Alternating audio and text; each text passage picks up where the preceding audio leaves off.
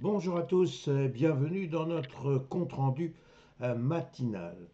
Le moins que l'on puisse dire, c'est que finalement, les atermoiements de la situation politique en France ont laissé les investisseurs quelque peu de marbre. Plus exactement, les mauvaises nouvelles, à savoir la demande de confiance de M. Bayrou, qui avait donc effectivement chahuté le CAC 40, relèvent désormais de l'histoire ancienne. Les investisseurs sont passés à autre chose en quelque sorte. Et donc, l'on voit que comme le pavé lancé dans la mare, eh bien, il y a eu des éclaboussures et puis il y a eu des cercles concentriques, et puis la mare s'est retrouvée dans une situation passée, à savoir un véritable calme.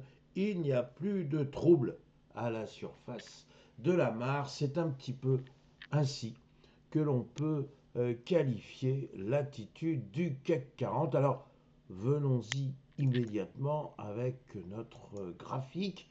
Et qu'est-ce que l'on constate? Eh bien, que le CAC 40 s'est un peu repris, 0,15%. Alors, il faut tout de suite apporter des précisions.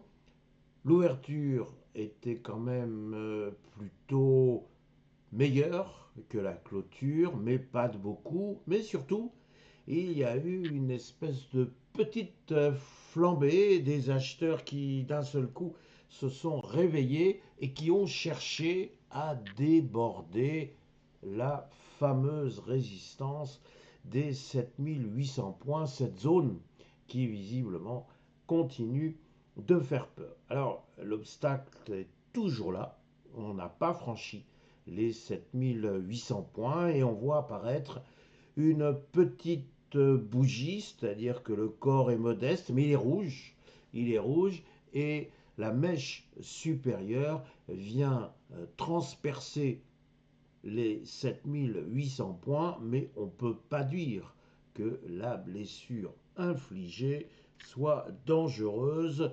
Notre patient n'est pas du tout en état d'urgence absolue. Il peut s'en remettre aisément. Alors, est-ce qu'aujourd'hui, on va se décider à passer les 7 800 points? C'est effectivement une question qu'il faut poser puisqu'on est toujours en attente de ce passage et évidemment d'un véritable passage. Pour l'instant, on dit qu'il y a un vrai obstacle et non pas un vrai passage. On va donc maintenant regarder deux choses. D'abord, il y a une nouvelle plutôt réconfortante.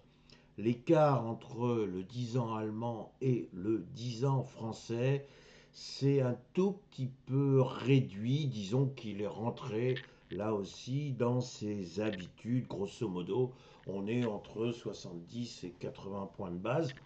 Donc, il n'y a plus véritablement de crainte à ce niveau. En revanche, le 10 ans français est quand même toujours à un niveau élevé et l'on voit qu'il est en train de concurrencer le 10 ans italien et ça, c'est quand même pas une véritable référence pour notre économie. Donc, un CAC 40 qui est toujours dans l'attente du passage des 7 800 points, qui attend ce prétexte, qui attend l'aiguillon pour le camp acheteur. Et l'on sait qu'après tout, il y a quand même une belle marge de rattrapage pour le CAC 40. Imaginons qu'il y ait un grand calme sur le plan politique et effectivement, eh bien, ceci favoriserait beaucoup de choses. Mais je vous vois déjà me dire, il ne faut pas rêver. Maintenant, regardons ce qui s'est passé du côté de notre S&P 500. Alors, le S&P 500, bien, là maintenant, nous radotons, nous redondons, à savoir qu'effectivement, il y a toujours cette volonté d'accumuler des records historiques.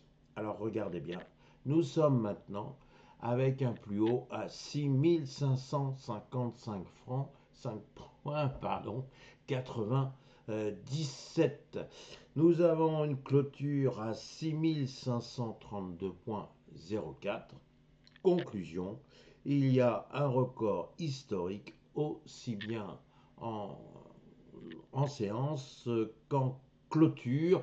Et donc, effectivement, l'on ne voit pas ce qui pourrait arrêter le S&P 500. Alors, il faut creuser un peu et rechercher ce qui a permis l'établissement de ce nouveau record historique. D'une part, il faut rappeler qu'une entreprise a créé la surprise, et quelle surprise, c'est Oracle. Oracle aura gagné, que l'on se tienne bien, jusqu'à 40% de hausse hier en séance. Donc effectivement, quand on connaît le poids d'Oracle dans le S&P 500, il y avait effectivement de quoi grignoter à la hausse, il y avait de quoi établir un nouveau record historique. Mais ce n'est pas l'unique raison. Il y avait aussi une raison macroéconomique. Bonne surprise, excellente surprise. Les prix à la production n'ont pas augmenté aussi vite que le craignaient les experts et autres observateurs. Alors cette bonne surprise, forcément, elle accrédite l'idée que la Fed va être tout à fait à l'aise pour baisser ses taux. L'on sait maintenant, puisqu'on le répète jour après jour, la Fed marche sur deux jambes. D'une part, la situation de l'emploi, elle est là pour soutenir les créations d'emplois, et d'autre part, les prix, et elle est là pour surveiller que ces derniers restent sages et de préférence à la porte ou mieux à l'intérieur des 2%. Alors là, effectivement, on a les deux jambes qui fonctionnent, donc on peut courir vers une baisse des taux. Alors l'hypothèse d'une baisse de 0,25 lors de la prochaine séance, je rappelle que c'est le 17 septembre, ça c'est complètement acquis, le consensus est unanime, il est total. Certains disent mais oui, mais on va avoir une surprise, ce ne sera pas 0,25%, ce sera 0,50.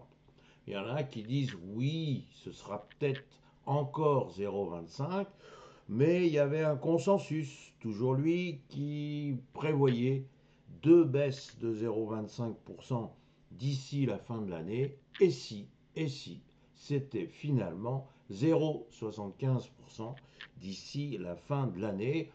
Effectivement, si l'inflation reste sage et s'il faut soutenir les créations d'emplois, alors pourquoi pas?